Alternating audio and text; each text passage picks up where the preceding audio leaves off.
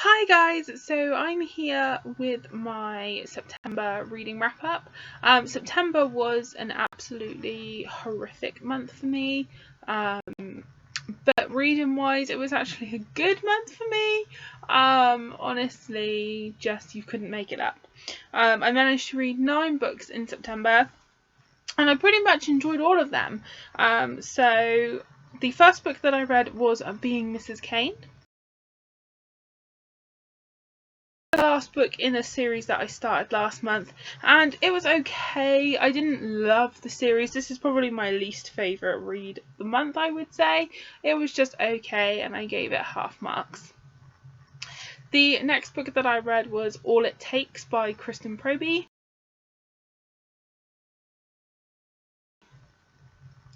This is the second book in her Romance in Manhattan series. The first book I didn't enjoy very much. It didn't feel like Kristen Proby's normal standard of book, and I didn't feel the connection between the characters.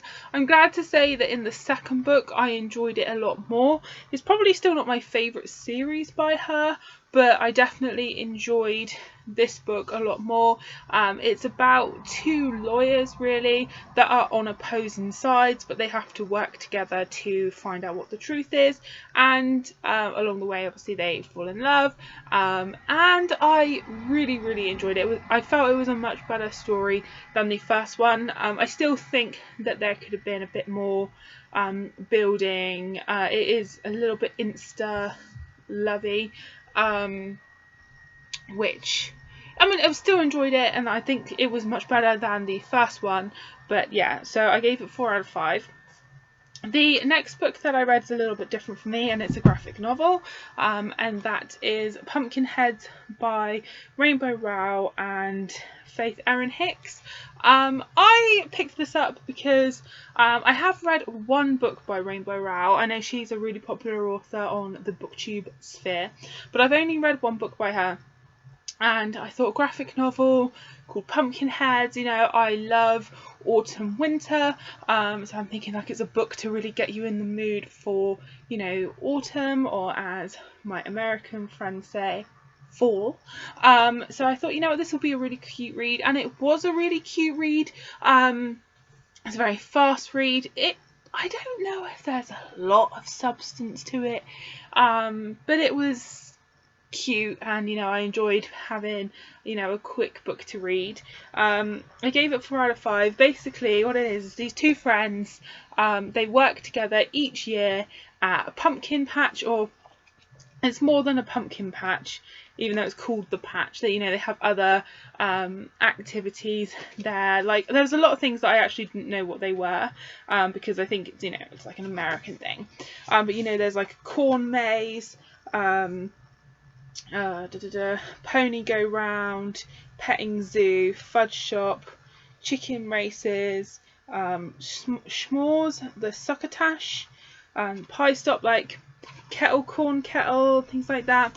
So it's like a whole like attraction, and it's their last night working there before they go off to college, and it's sort of their last night that they'll probably be working at the patch together, and they've been friends for years. They've worked there, and each year they meet there and they're friends, but they don't do anything outside of it. And the guy has had this crush on the girl in the fudge shop, and then his friend decides, you know what, tonight is the night you're going to speak to that girl, and they go on this mission to get him to speak to her. But then when he gets there, it's actually, did he really like her like that all along?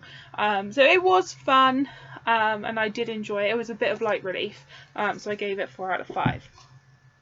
The next book that I read was Hello Stranger by Lisa Kleypas.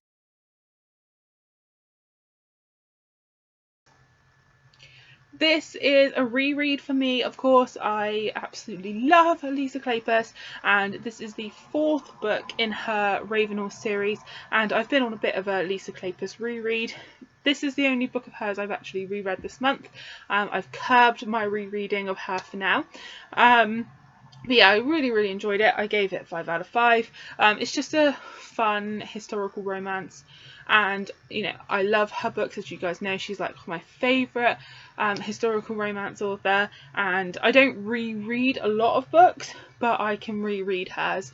And what I love about this one is it's about Garrett, and she is a female physician in a time that that's not common, and you know, she's a bit quirky, and you know, a lot of people don't trust a female doctor, but she plows on anyway, and she's determined to be a female doctor. And then you have Ethan, who loves her for her quirkiness. He's you know, kept an eye on her, made sure she's safe. He's kind of fallen for her from afar, and kept an eye on her. And yeah, then circumstances bring them together, and I just love it. It's a really, really good historical romance. I do recommend with the Ravenel series that you read them in order. Each one is a standalone romance, but you get a lot more out of it if you do read them in order, because there's little snippets of other characters, you know, from the previous books, and hints at the next books and things, so you just get a little bit more out of it if you read them in order. But I absolutely love that series. The next book that I read was Bringing Down the Duke by Yves Dunmore.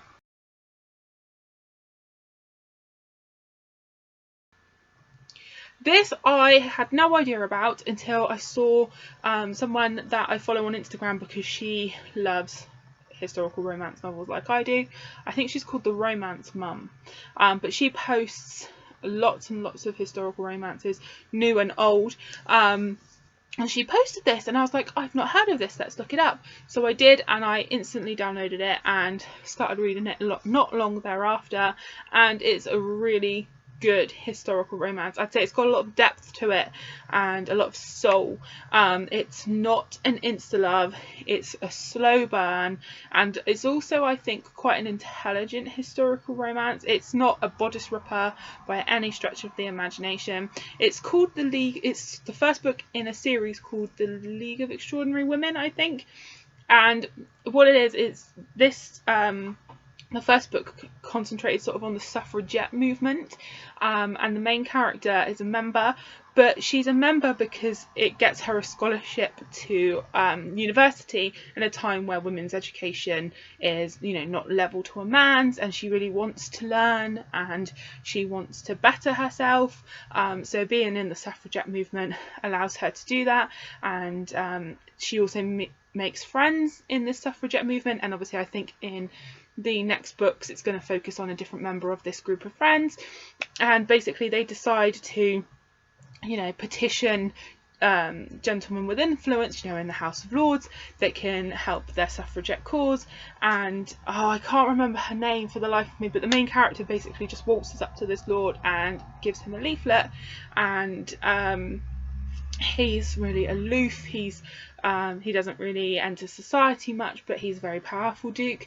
And yeah, their paths cross again, and it was just really good. I mean, off the outset it seems like a very typical, you know, poor girl, rich man historical romance, but it has a lot more substance to it, and I really, really enjoyed it.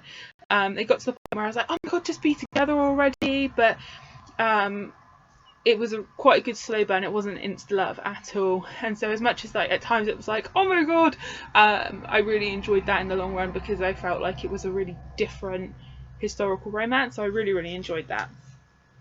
The next book that I read was Captivating in Love by Bella Andre.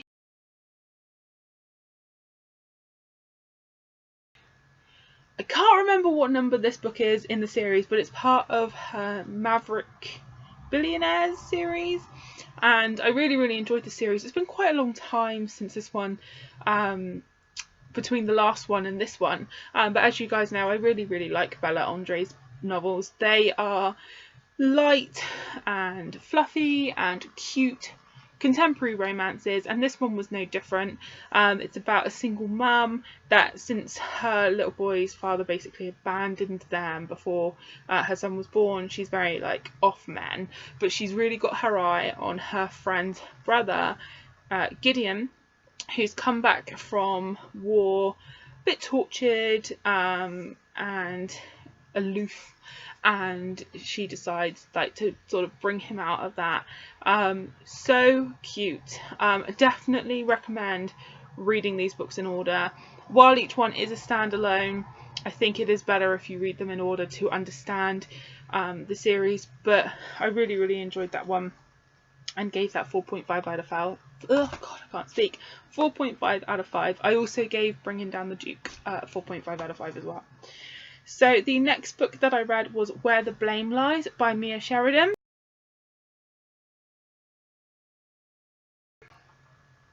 This one, I saw it was coming out on Instagram, and Mia Sheridan is one of those authors that some of her books I've enjoyed more than others. My absolute favourite of hers is Archer's Voice. It was the first book of hers that I've read, and it remains my favourite. But I read a book by her earlier this year called Savaged, and I was quite surprised actually to see Where the Blame Lies coming out so soon after that. But I downloaded it, and it was very different. I really enjoyed it, but it's different in that it was more of a thriller, and I'm not a big thriller reader, but I really enjoyed this, and some parts of it are very dark, very hard to read, very triggering. And basically the main character is Josie, and it goes back and forth timeline wise to before and sort of during and after.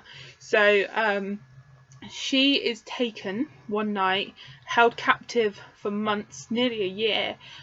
She's, basically held hostage and abused in awful ways.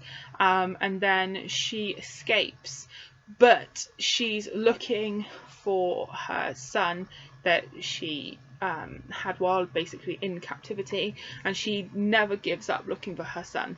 And 8 years have passed.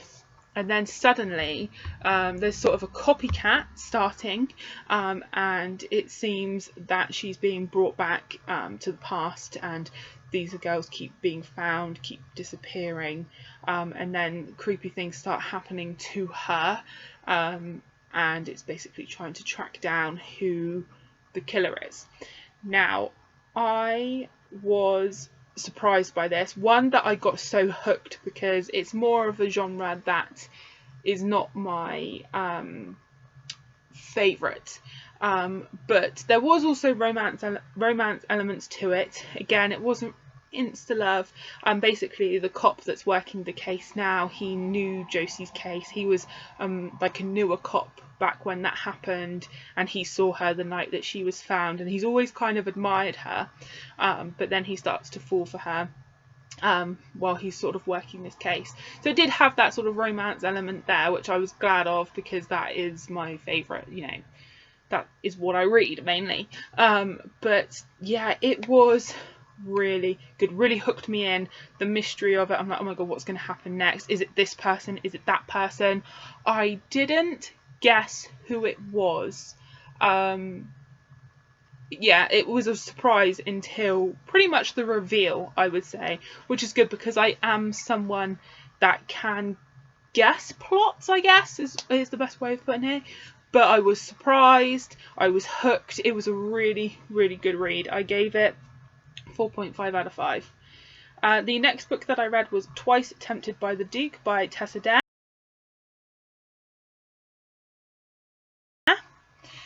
And I picked this one up because last month I read The Wallflower Wager by her and really loved it. And I'd realised that I'd started the Stud Club series by her, I think last year, and never went back to it.